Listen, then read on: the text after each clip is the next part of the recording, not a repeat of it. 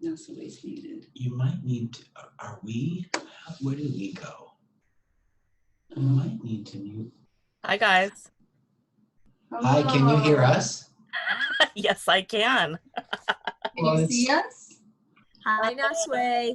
No, I can't. Carrie, I see your wonderful logo. There's a shared video at the bottom. Hi, everyone.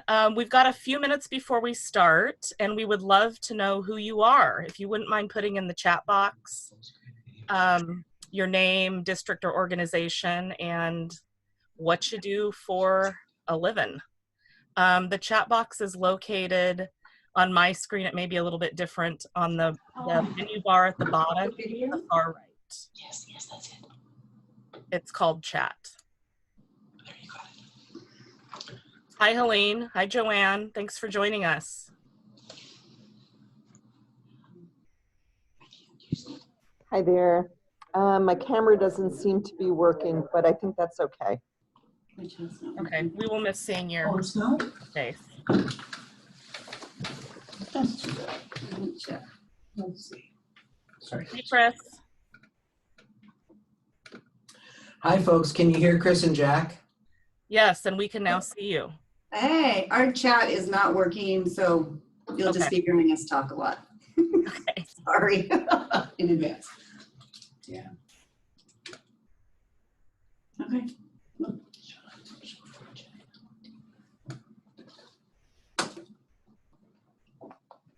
No? We had this last time. I think so. I can't get it.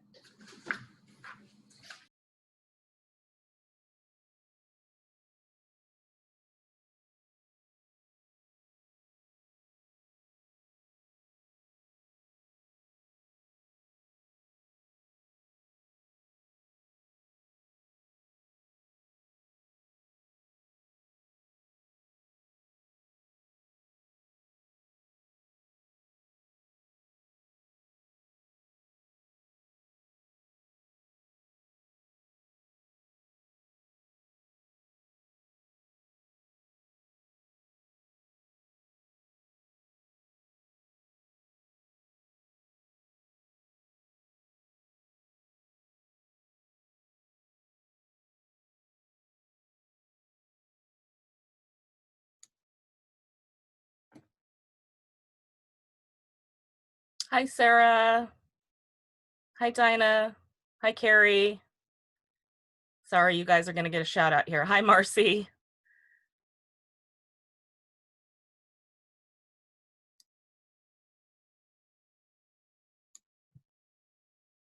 A couple more minutes and we will get started.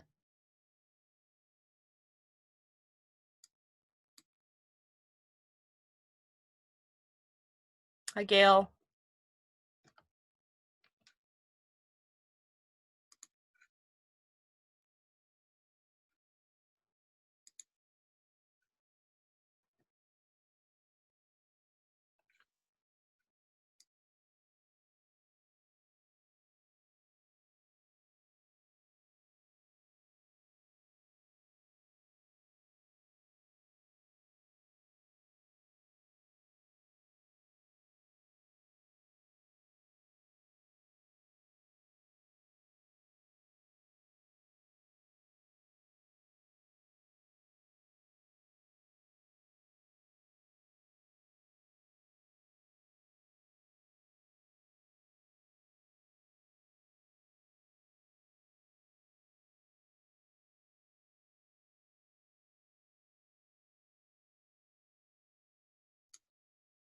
Dinah, I'm one of those too.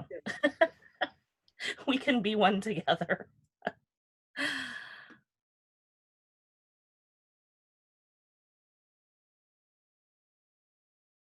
If you just joined us, we would love to know who's on here. If you can type in your name, your organization, who pays the bills, what job pays your bills.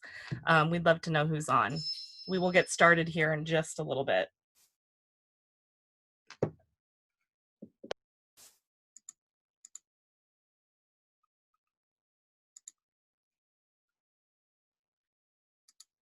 Hey, Tanya.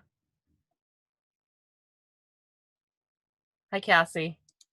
Should I do a sound check? Can everybody hear me? We can. Awesome. Great. I'll mute until it's my time. Okay, awesome. Thank you. Hi, Lindsay. Hi, Jessica. Bree, hello from Issaquah. Or I'm in Olympia. Hello to Bree and Issaquah. Hi, Dolly. Hi, Jane. Hi, Tracy. Thanks for joining us. All right. I am committed to starting on time, which actually means I have to be a little bit early. So that's always a good thing for me. We are gonna get started, and I am recording this webinar. So let me start by doing that. Oh, it is recording. Okay. Hi, everyone. My name is Nasue Nishida. I work for the Center for Strengthening the Teaching Profession, and I also happen to be a WERA board member, the Washington Educational Research Association board member. And the really awesome part of my job is I also get to work on the Inclusionary Practices Project with a wonderful group of people who you're going to hear from today about the work that we're doing in Washington. So we're excited to have you all with us today. And we've got a real great lineup of folks that will talk about their work. So a little bit of an agenda for today. We're committed for this webinar for an hour. So we're going to try to hold to that. We're going to do an overview of the Inclusionary Practices Project and give you, a very high level amount of information about the project and encourage you to go to OSPI's website for more details. We are going to hear from the statewide professional development providers. We call them a cadre of PD providers who are going to be able to join us and share briefly in 3 minutes or less. They've all been given their orders on time to share a little bit about the work that they are doing around professional development statewide.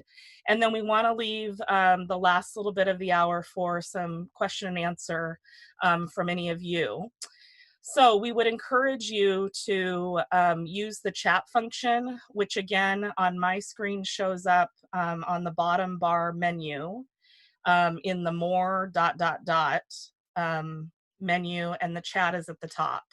So I will be monitoring the chat. Lindsay will also be monitoring the chat. And if you have any questions, please insert those there. We would love to hear from you. All right. So I am going to toss this now to Tanya at OSPI, who is going to provide us with a little bit of an overview around this project. And again, just know we're giving you a very cursory glance. There's a lot of details in all of this, and we are happy to get more detailed information to you. Tanya. Thanks, Nasue. Good afternoon, everyone. Lots of familiar faces. So just briefly, my section today is just to kind of review some of what I'm hoping we already know. So what is the Inclusionary Practices Project? In House Bill 1109 in 2019, our state legislature allocated $25 million, $10 million for 2019-20, our year that we're in right now, and then $15 million for the next year, specifically earmarked for professional development for our public school teachers. And it's really aimed at implementation and support for inclusionary practices with an emphasis on coaching and mentoring. So we can go to the next slide. And so, how did this come about? What have the conversations, what are the conversations we've been having in Washington? So what we know from research and from looking at our own student demographics within Washington State, we know that 85 to 90% of our students with disabilities can participate and progress in grade level curriculum with the appropriate supports. And yet, for our baseline data in our 2018 year, 56.6% of our students with disabilities were accessing general education for that critical amount of 80 to 100% of the day. And for our students of color, same eligibility criteria, right? There's nothing different about how they're found eligible. Their level of access was at 49%. So we have a little bit of updated data. Our newest data from 2019 show that we've increased a little bit, so 57.7% for our statewide data, but for our students of color, it's largely the same. We're at 48.7%. And then, we just have some of the outcome data just as a snippet. Again, this was part of what transpired around our baseline conversations. And that opportunity gap really just holds steady and increases the older a student gets through their educational career. So next slide. So a few details, right? What is it that we are hoping to achieve through this project? So by spring of 2022, we're looking to increase access to grade level core instruction for our students with disabilities through the inclusion of providing services within general education settings and increasing access to core instruction. And we're measuring that by looking at our least restrictive environment data, which is defined as indicator 5 in our annual performance report. So what we were originally aiming for was to move from 56.6% to a range of 58 to 60. And because we're already seeing some progress, we've been having conversations about shifting that to a target of 61%. And so, a large part of our conversations have also been that this is way beyond the physical location of a student's seat, right? Sitting within the general education setting is not being included. It is a first step, and as Washington ranks 44th out of 50 nationwide for inclusive practices, it is a place for us to start. And at the same time, what we're looking at, what does it mean to be meaningfully included? And through that, we're also going to be looking at additional measures through our Washington School Improvement Framework, specifically looking at graduation rates, proficiency and growth in English language arts and mathematics on our statewide assessment, and then some additional school quality or student success indicators. And those can include 9th grade on track, they can include attendance, and so it just depends a little bit on the student's grade level. So I hope that gives a framework for kind of how we got here. And now I'm gonna turn it back over to Nazwe to talk a little bit more about the different parts of our project. So there are a lot of pieces and parts to this. Thanks, Tanya, for that overview. And we've got a lot of different partners that we get to work with on this project, which we're really excited about. This graphic helps us kind of articulate all of the various partners and pieces of this project. And it sort of shifts and morphs a little bit as we continue the work. But presently, this is kind of the group. We've got my group, the Center for Strengthening the Teaching Profession. We are the project lead. We work very closely with OSPI on the implementation and rollout of this project. In section 2, we have our statewide professional development partners. And you can see their acronyms. We will go over each of these groups a little bit later in the webinar, and you're going to hear from most of them. But you can see that they are selected to work with specific roles within the system.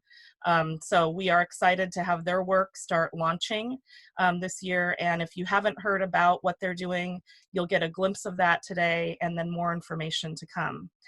The third area is the University of Washington Herring Center. They are doing a lot of different pieces. One of their main bodies of work, and you're going to hear about that today, is around the demonstration sites. So Cassie is on, and she will share a little bit about that. And then they are working very closely with the TIES Center. Their emphasis is on working with students with the most significant cognitive disabilities, and they are in partnership with one school district, the Lake Washington School District, focused on that work in 3 specific schools.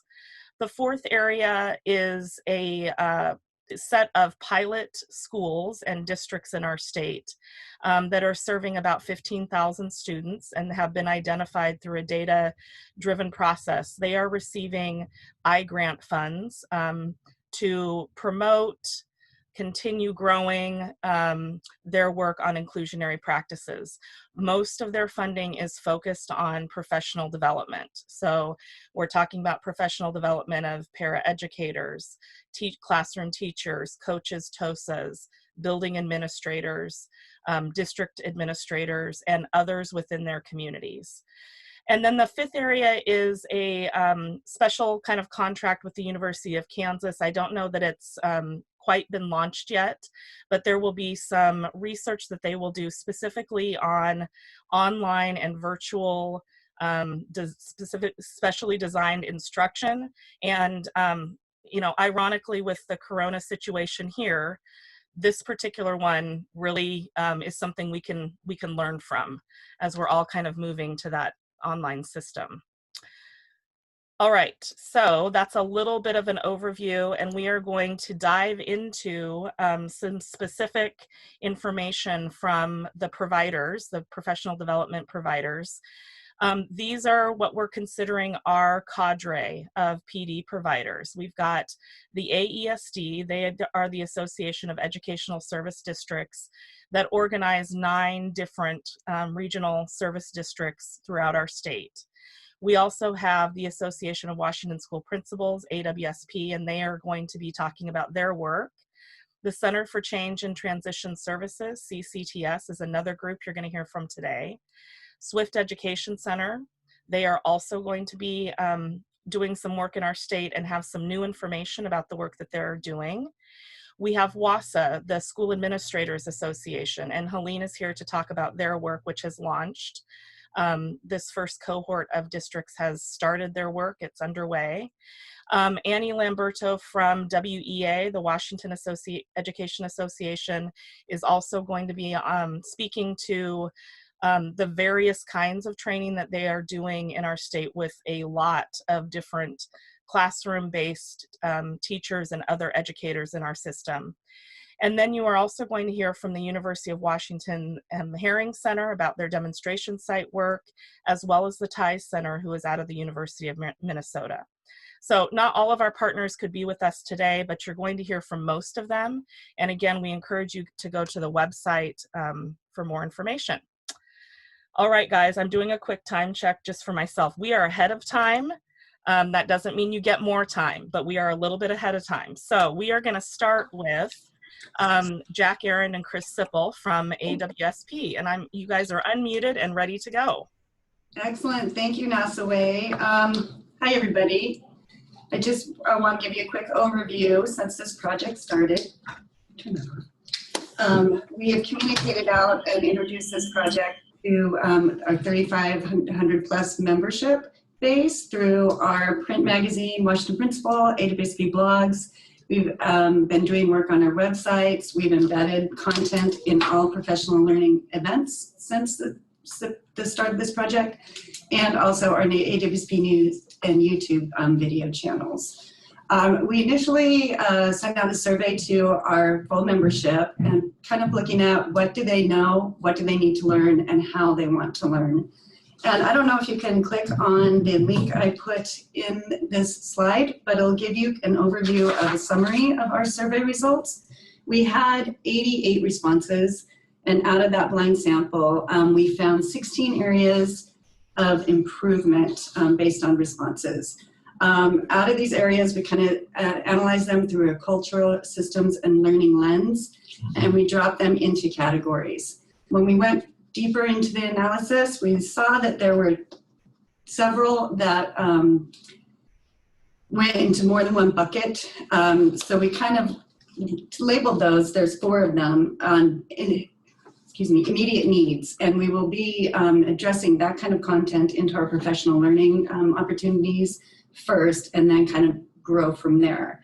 So, and it was kind of cool because the immediate needs were student voice, staffing, and training. So how principals learn best. And we learned that they learn best by seeing people who are doing it and learning from them.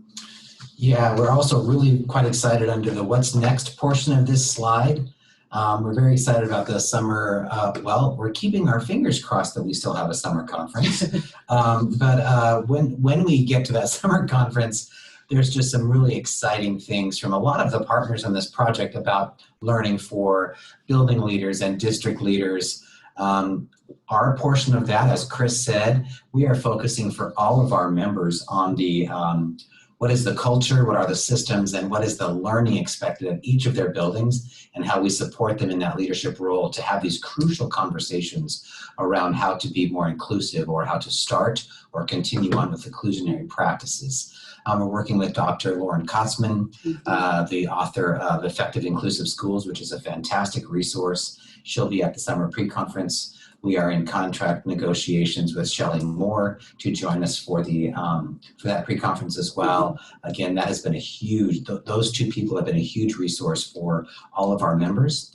Last week, we finished up professional learning for over 100 of our statewide principals and assistant principals. And one of the things we did was kind of show them the results of our survey, but also then start them on a 5-year plan with specifically looking at what is the current reality of their inclusionary practices in their site and what would they like that to be. And we're stepping them through each year or each phase of that to support them in their work with their teams. So we're getting really excited, and we're learning that our members are reporting, gosh, they want to know more. Chris and I are both excited to hear today about the demonstration sites. Our members really want to take a look at that as well. We're also excited to learn what is happening, what our leaders are doing, and what buildings are trying some of this on for size and are farther down the road than others. And that's been a really exciting thing for us as our members are ready for this work, and they're feeling like this whole project is going to support them from wherever they are to their next step. And we're out. All right, mic drop. Thank you, Jack and Chris. All right, our next PD provider will be Chris Hirschman. She is from the Center for Change in Transition Services. Chris, take it away. Hi, everyone. As Naswe said, I'm from the Center for Change, and actually we just had a really great conversation today about how we're going to shift some of our work to totally online and feel pretty confident that it's going to go well. So it was timely that this came today. So our intent of the work is to obviously increase inclusionary practices, but particularly focusing on the relationship between special education and career technical education classrooms. We know that this is one of the evidence-based practices that provide for better outcomes for students with disabilities as they leave school. So increasing their opportunities to be engaged in career tech ed classes and help make those positive shifts in student expectations and opportunities. We have been working initially with providing some mini workshops, I guess, presentations with CTE at various conferences. We also have put out a survey to all the ESDs, through all the ESDs, to go to schools who have CTE in them, to survey the CTE staff and leadership, as well as the special education staff and leadership, to see what the perceptions are about how they work together and where the gaps might be that we can help fill those needs. So from the survey, as with what Jack and Chris are doing, we're taking that information and starting to align what not only statewide transition and inclusionary practices information would look like, but also then being able to target some areas that are regional that we can provide some professional development on. That may be focused on rural, maybe focused on large school districts. We're waiting kind of to see what that information is coming back as. The survey closes, and I put that in quotes because I'd like to leave it open as long as possible.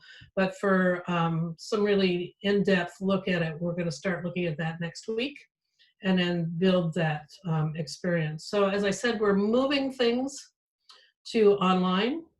So we'll be doing some statewide kind of kickoff activities online, and then regional trainings and workshops and supports in once again the online setting. And actually we're very excited about that, even though it's a little shift, but we've been doing a lot of online training anyway. but we think we can have better opportunities to meet people's needs without having them to leave their school districts, and using time wisely and respecting how busy everybody is. So if you need some more information, please contact us. And I'm out. Thank you, Chris. All right, next we are going to hear from Dr. Dawn Miller. She is with the Swift Education Center. Dawn, you're on.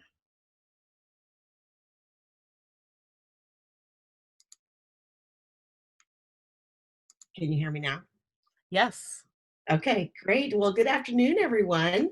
We feel very honored to be part of this great group. Every time we hear about the different projects, it makes me want to be able to see and be part of all of them.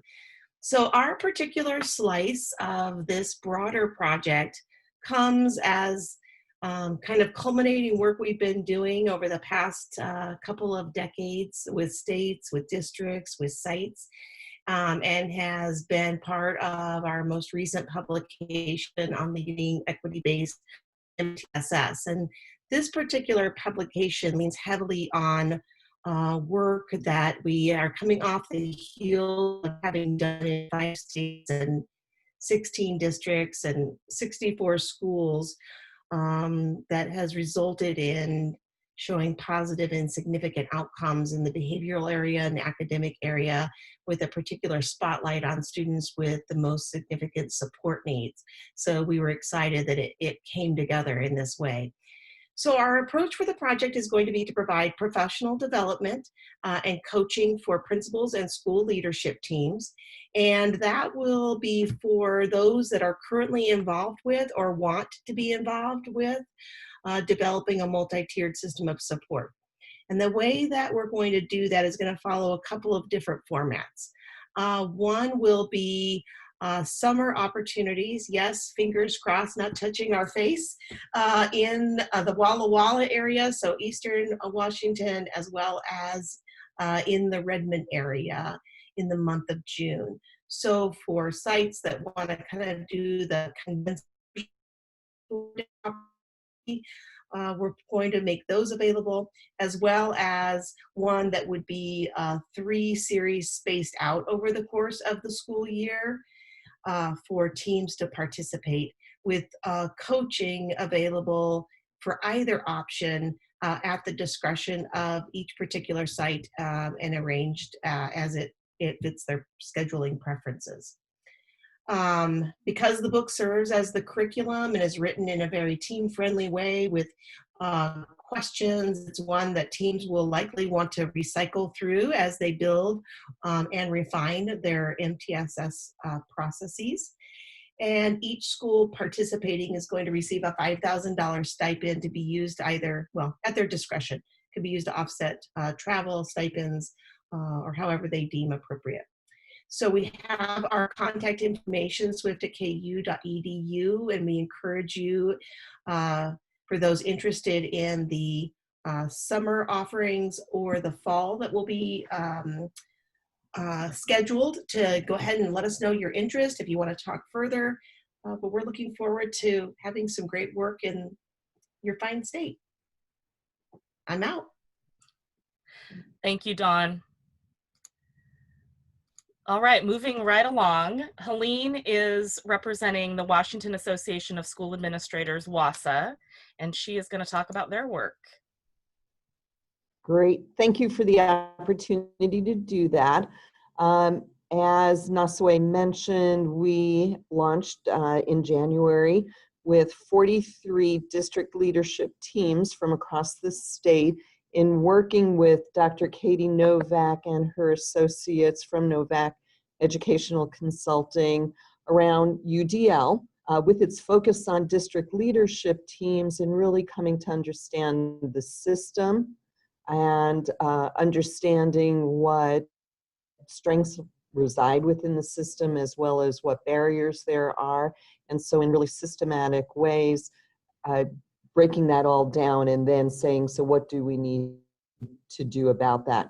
Concurrently, the district leadership teams are learning about UDL themselves, and then how do they, in very thoughtful, supportive ways, bring that work back within their own systems, of course, with the ultimate outcome being that students are served in more inclusive learning environments.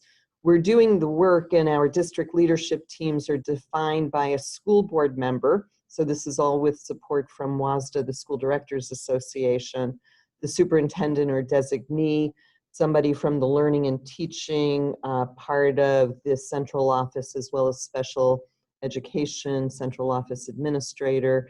Then district teams round themselves out. And so in most cases, there are additional people who serve on their district leadership team. Our website is listed below. We are going to actually be opening up for applications for our next year. We're the next cohort of districts, and we're seeking 60 districts to be in the next cohort, begin their journey with Katie Novak and Associates then. And should the funding extend beyond that, Katie has let us know that she's interested in continuing with us as well. So I did want to mention that fact. We have space for 60 as of right now, and there are, I don't know, 20 some odd districts who have already filled in an application expressing their interest in the work that we are doing. The work, face-to-face, webinars, book studies, virtual learning modules that all of the districts can participate in.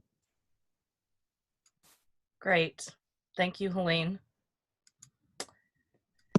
Next up is Terry Vandercook. She is from the TIES Center out of the University of Minnesota. Terry.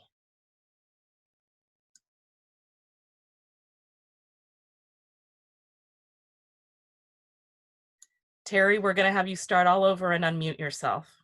So you got a practice round, and now you get to, yeah, there you go. Okay, I said thank you, Naswe. You're looking at the slide and says Washington State TIES Partnership, and you're probably thinking, what is TIES? And TIES is the National Center for Technical Assistance on Inclusive Practices and Policies for Students with Significant Cognitive Disabilities. And basically what TIES, T-I-E-S, what that stands for is increasing time, instructional effectiveness, engagement in the general ed curriculum and with peers, and district and state support for inclusive practices and policies. So that's what TIES stands for. And the reason, you might be wondering, why did the federal government, why did the Office of Special Education fund a project specifically focused on those students with the most significant cognitive disabilities? And basically the answer is, it lies in looking at the data. So nationally, approximately 63% of all students with disabilities are included in general education 80% of the time or more. When you compare that to students with significant cognitive disabilities, the percent that are included is 3%. So that's why there's that specific focus. But then when we think about doing that work, we think the most effective way to do that is to work with people within the systems, whether that's state, district, or school, to be a part of supporting sustainable practices at each of those levels that focus on effective inclusive teaching and learning for all students, including students with the most significant cognitive disabilities. And so that's why when you look at this slide and you see that partnership, that's what we're trying to do in all of our work with Washington State. So we have an advisory group that includes people from OSPI, the TIES Center, the Herring Center, C-STEP, and then advocacy organizations and the SEEK in your state. Then we have an implementation team that includes people across all of those organizations, many of whom you've already heard from. And what we're trying to do is that as all of the other members of the cadre are engaged in their work, whenever there's something that we can do, support that we can provide, that would help to ensure that their work includes those students with significant cognitive disabilities. That's what we'd like to be partnering with. And then, as Naswe introduced earlier, a strong partnership with the University of Washington and OSPI and CSTEP in the Lake Washington School District. That's our focus district, and you can see the focus schools within that district: Mark Twain Elementary, Norman Rockwell Elementary, and Kirkland Middle School. So again, working in partnership with them to improve inclusive practices and policies, teaching and learning for all students, including those with the most significant cognitive disabilities. So we are just beyond excited to be partnering and working with all of you in the great state of Washington. Thank you. Thank you, Terry. We are likewise excited to work with you. All right, Dr. Cassie Martin from the University of Washington Herring Center is going to talk about the work that they are doing, and she has several slides. And part of that is I allowed that because there is some information we wanted to make sure all of you got. It's fairly new. So I did allow Cassie to give me a few more slides. Sorry, everyone. So Cassie, just indicate to me when you want me to move those forward. Thank you. Yeah, I like to break the rules a little bit. So this is really exciting. Our demonstration sites project is looking for 16 sites across the state of Washington, representing all 9 ESDs to highlight best practices in inclusionary best practices in inclusive ed. So so far, what we've done most recently is had our first cohort. The application process closed at the very end of December, and we were thinking that we would get hopefully enough applications to just get an initial cohort, and we ended up getting around 20 applications for this project. We are able to select 11. However, those 11 sites are opening during different times. We have a rollout of sites, some that are kind of have more structures and supports in place to open up earlier, and we'll be opening up this spring. That's 5 sites. And then we have another 6 opening up in the fall of 2020 and 1 in January 2021. Of our sites, again, we are looking to represent all 9 ESDs currently. We are representing 7 of the 9 ESDs, and we'll be working really hard as we move forward with our next cohort to represent all 9. Next slide. Next slide. So, we have some founding principles. What we're looking for these schools is we're not looking necessarily for perfection, but we're looking for schools that are in different places of their journey in terms of becoming an inclusive school. So we have some schools that are on year 6, so which means that they've been really working on shifting their culture for a long period of time. We have some schools that are on year 1. They're just really discovering and making those initial changes. And when we think about these demonstration sites, we think about that folks are looking to learn different things based on where they are. We know that. So we know that sometimes if I were to take a school that's just kind of thinking about shifting their mindset and changing their practices, if I take them to a school immediately that's in year 6, it may feel overwhelming and like it's not doable. However, if I take them to a school that is in year 1 of shifting their professional practice and has really been working on changing their philosophy and practices to become more inclusive, there's a higher likelihood that they may see themselves in that school. But we could also take to both, so they could see they could see different schools on different paths along that journey, or different places along that journey.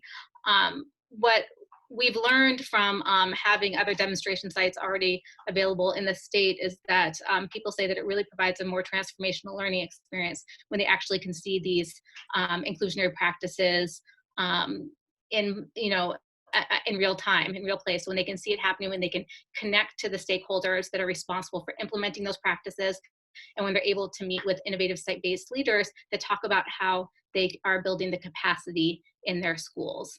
And also part of what these schools, the stories these schools are telling, are not just around what they've accomplished, but that continuous path forward to continue to improve their professional practice. Next slide. So as already mentioned, we're looking to provide a transformational learning experience. Like many of you have talked about, especially this spring, we are looking to potentially provide a variety of different kinds of transformational learning experiences, because people may not be able to go visit other people's schools this spring. So we are looking at both webinar and visiting on site. So when we meet and we start action planning with our teams, which we're meeting with them this month, those 5 schools that are going to be rolling out visits in April, then May and June. We're going to be working with them on both what a site visit format would look like in addition to a webinar format, but both with that idea of really providing that transformational learning experience, really thinking about highlighting those inclusionary practices that they're doing really, really well. And then schools will have an opportunity to read about those schools, see what inclusionary practices they're highlighting, and then sign up either to visit those schools or to attend one of those webinars. And the idea is that this should build this should build like a coalition of people across the state of Washington that are really committed to these inclusionary practices in their school, and also have a network of folks that they can talk to around some of the barriers that they may be confronted with, and along some of the successes that they're having in order to aid their colleagues in some of this school-based reform. Next slide. So, you know, really what we're looking for is not for schools to visit other schools and say that they're going to do it just like those schools, but to be able to take key elements, and we've already seen this happen, from taking from one school, like it could be something like a master schedule that's working really well, and then it helps a school rethink how they do their master schedule to support more inclusive practices. So really thinking about different contexts. One of the reasons why we are representing all ESDs across the state of Washington is so because we know there's different stories to tell. More than that, we're really looking at urban schools, small schools, really large comprehensive schools. So that way there's a whole variety of demonstration sites to choose from. And obviously we're looking at those kind of outcome measures. So, you know, what's happening in these schools? You know, what are the student outcomes looking like? And in some of the schools we've started earlier, we have some really strong outcome data, and we'll be continuing to look at that across schools. And so it'll be in April, beginning of April. It'll be opened up to the public on our website.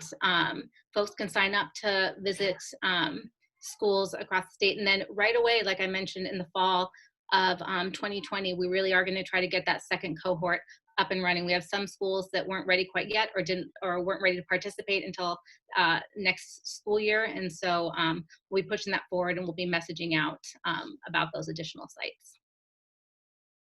Thank you, Cassie. And we will make sure information as that demo site announcement is made is blasted across the state so everyone is aware. All right, Washington Education Association, Annie Lamberto is going to talk about their work with WEA.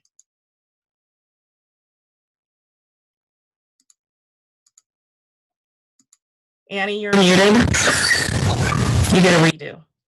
Okay, I get a redo. I don't get more slides, but I get a little redo. Thank you for having me. For WEA's portion of the project, we have really categorized 4 specific areas that are part of our overview. And one of those is that we are already a provider through OSPI as a state needs project of special education face-to-face trainings. And so we identified several of those trainings that spoke specifically to inclusive practices and are continuing to provide those trainings. And you can find out those courses at specialeducationsupportcenter.org.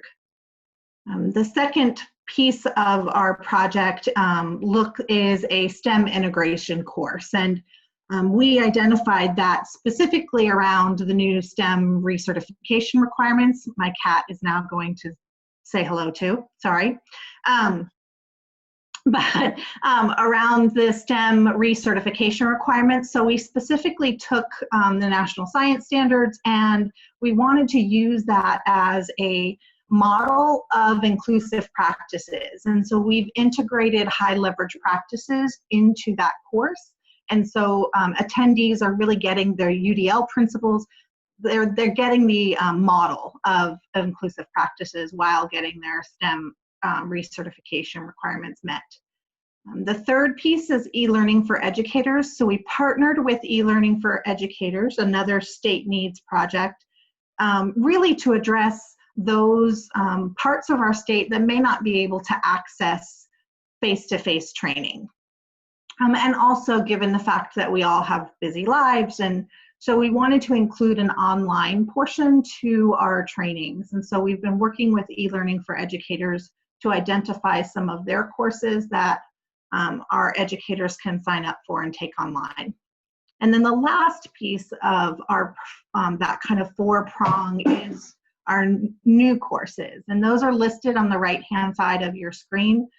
We brought a design team together of 20 kind of constituents, and those included district level leadership, general educators, special educators, paraprofessionals, and we identified those 8 courses and designed the content to provide face-to-face trainings. We are in the middle of training about 100 trainers around the state to be able to go out and provide face-to-face trainings in that content. We used high leverage practices for kind of a underlying kind of foundation for all of our courses and all of our content. So no matter which course people are taking, they are getting referred back to high leverage practices and the research that really supports the content that we are putting out. And every participant in one of our trainings will get the high leverage practice for inclusive classrooms book. And then lastly, we all know that face-to-face professional development, one-shot professional development may not change practice long-term. And so we really wanted to consider that coaching and mentoring and job-embedded professional development. So as we head into year 2, we are adding a parallel kind of program. Specifically, we'll be inviting coaches and mentors to design content that they can then take back as they're working with people within their district. So the same content areas, but really looking at it from a perspective of what are the tools that they need to then reinforce skill and practice at the classroom level. I think that sums it up for us. Thank you, Annie. All right, I just have to commend everyone who presented within their time frame. I know that was pushing you because you have a lot of information to share, but we actually made it in under time. That never happens. That's a win for me. Okay, so we've got some time for question and answer, and as you get your questions primed and put into the chat, Tanya, do you want to share some upcoming information for everyone?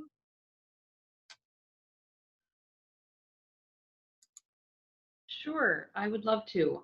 Let me just pull up what I had open. So I just wanted to make sure that everyone who was on today knew about 2 developments that are specific to the work OSPI is involved in. So one is, Nazwe talked about the pilot sites. That's funding that is allocated directly to school districts and schools interested in using those funds for professional development, materials, release time, toward inclusionary practices. So we are preparing right now to do just an open call. It'll be a competitive grant open to all of our district systems.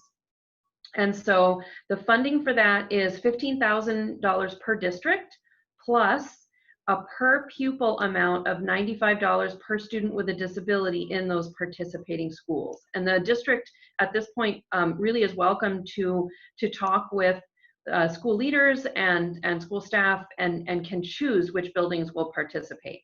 So we'll be putting information by next week on our project webpage. We also have it in our special education monthly update for March, which just got posted today. And then the second thing I wanted to make sure everyone knew is we have a committee that has come together across partners in education, here at the state agency, and in higher education. And they have been working together to develop an inclusionary practices handbook. So it's really geared toward an audience of primarily general educators and then also school leaders, and it is going to include strategies and supports for meaningfully including students in general education settings. And so to that end, just like some of our other projects, there's a survey that's open right now to just poll the field a little bit around what some of the common questions are, what it is that people would recommend or hope to see in that document. And so we can also send the link out when Naswe sends the slides from today, and it's also in our monthly update for March. So thanks for that. Thank you, Tanya. And will you stay on? We had a question that I think you can answer. Can the impetus for the new cohort of pilot sites come from an individual school rather than be district initiated? I think that we would still want to make sure that we were working through a district system, but absolutely the initiation can come from school buildings, and we even had that happen in previous rounds, where the initial contact was the principal, and then we kind of brought everyone together and had the special education director come into the conversation. Thanks, Tanya. Annie, do you want to speak to Terry's question about training being conducted in partnership with general ed and special ed teachers? Sure. Yes, so that is correct. We have trainers team up. So when they go out to conduct a training, it is a special educator and a general educator. Great. A question from Arnie. Intervention periods such as resource room impact opportunities through the master schedule. Can anyone recommend a system that supports meeting SDI minutes and create opportunities for access into CTE pathways? Whoever unmutes and starts talking gets to answer first. Don't all jump up at once. Okay, I'm going to jump in. This is Helene from WASA. If you go to our website, we actually have hosted the DMG group around master scheduling, both at the elementary level and the secondary level. And while it might, it may fit your context, it may not, but those are some materials that you might want to take a look at. So our website is that wasa-oli.org. And if you actually need any help in locating the information on our website, give me a holler and I'm happy to help. Tanya or Cassie, do one of you want to speak to the Gates webinar that's happening later this week about school scheduling or master scheduling? Sure, I can talk about, so we are doing and Tanya, tell me if I'm correct on this, we are doing a Gates webinar tomorrow at 3 p.m. in the afternoon, and it is going to be recorded as well. So I don't know what that means in context of sharing. People know it's all about creating a master schedule. I'm teaming with some school leaders that are going to talk about their own experience creating a master schedule in order to ensure that students aren't removed from general education classrooms, but still receiving specially designed instruction in the classroom. Yeah, exactly. So it is through our student supports and our system and school improvement office here at OSPI, and GATE stands for Graduation, a Team Effort. And so they have monthly series of webinars that they put on with a particular topic. Their topic for March is students with disabilities and inclusionary practices. And so in the morning, it's a little bit of an overview similar to what we've been talking about today, just overall the state initiatives and information from partners. And then in the afternoon, they're digging in a little bit more into bringing in some examples of secondary scheduling and what that can look like. And then, I just know, Cassie, you're always such a great resource for thinking through having inclusive master schedules. And I know you've written on that topic as well. So I always love connecting people with you when they have questions around that. And then the demonstration sites, as those roll out, will also, be something that people can go and observe directly. Right. And I'll jump in on this too. And I think when you're looking particularly at those opportunities where students are included and how do we meet SDI meetings, thinking about co-teaching models and expanding the opportunities to, for lack of a better term, push in to support students rather than pull out to support students is always a creative way and a very exciting way for teachers to have the opportunity to work with colleagues directly in meeting the needs of many students, not just students with special needs. Yeah, I totally agree. And part of what we're going to be talking about tomorrow, and I'd be happy to connect with anyone, you feel free to email me, was we're going to talk about different creative ways that you can address a variety of students' needs, including those who qualify for special education services, and that idea that it's really better for everyone. So these professional practices we put in place, just really how creative you can be. I think that there's different ways to do it that people are unaware of that are evidence-based practices. So I'd be happy to speak with anyone about some different creative resource allocations, a way to make that work. Thanks, everyone. And I'm just going to, Nasway, if I can add one thing. At the classroom level, we have a co-teaching course and an SDI course that does address that from that classroom instructional level.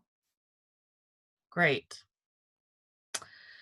A question about parent and family participation in the project and being brought to the table to inform the work. Tanya, I think you can speak more to this, but I do want everyone to know, I think as of Monday, OSPI launched a new RFP that seeks parent and family organizations to be part of the training cadre with a specific emphasis on working with parents and families in particular. So we're excited to launch that RFP and hope that there will be a lot of interest from multiple organizations throughout the state. Tanya, do you want to speak a little bit more to that as well?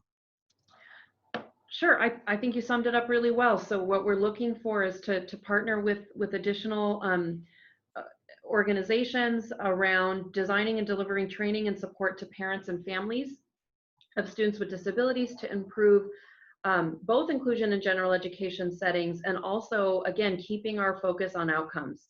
Are we seeing those improved outcomes that we are hoping for?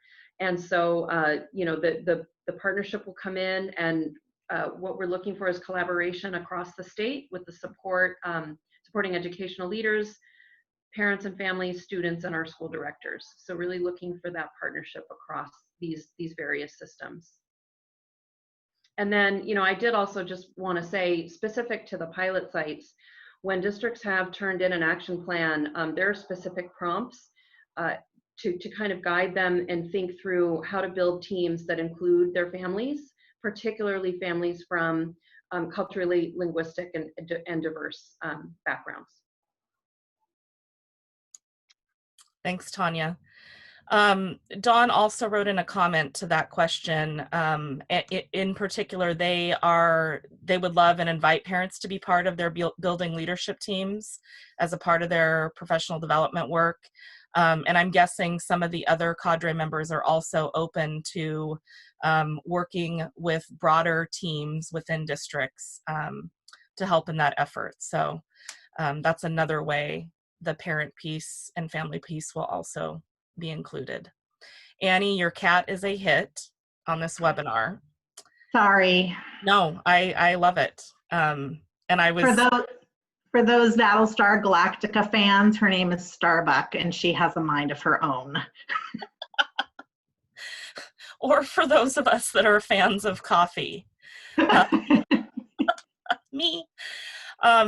All right, we're in the last few minutes of our webinar, and I just want to bring up some contact information. The top link is the OSPI special education website, and there is a link to the Inclusionary Practices Project from there. But I will also send out a follow-up email with this presentation and also a direct link to the website.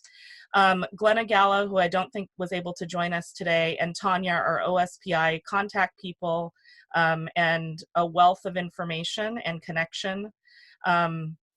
You can also contact me, but I will probably end up directing you to them. So we also want to share this presentation was really sponsored by WERA. So we encourage you to go to the WERA website.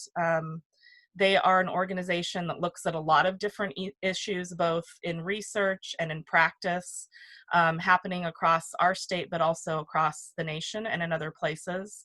And you can contact WERA through these different mechanisms. All right, if there is no more questions, let me just check the chat one more time. We appreciate all of your time and attention to this really important topic in our state, which we think is going to keep growing, and we're excited about that work. Please feel free to reach out to any of us, and I am going to follow up with an email that has a PowerPoint with the links included, a direct site to the Inclusionary Practices site on OSPI's website. I'm also going to try to dig up the GATES webinar for tomorrow if any of you are interested in joining that. And Helene, I do have a link to your WASA webinar on master scheduling. I will include that for folks, as well as information on the Inclusionary Practices Handbook that Tanya mentioned. If I've forgotten anything, and I probably have, you all can just let me know and we'll keep adding to that. Thanks everyone, we appreciate your time. Have a good rest of your day.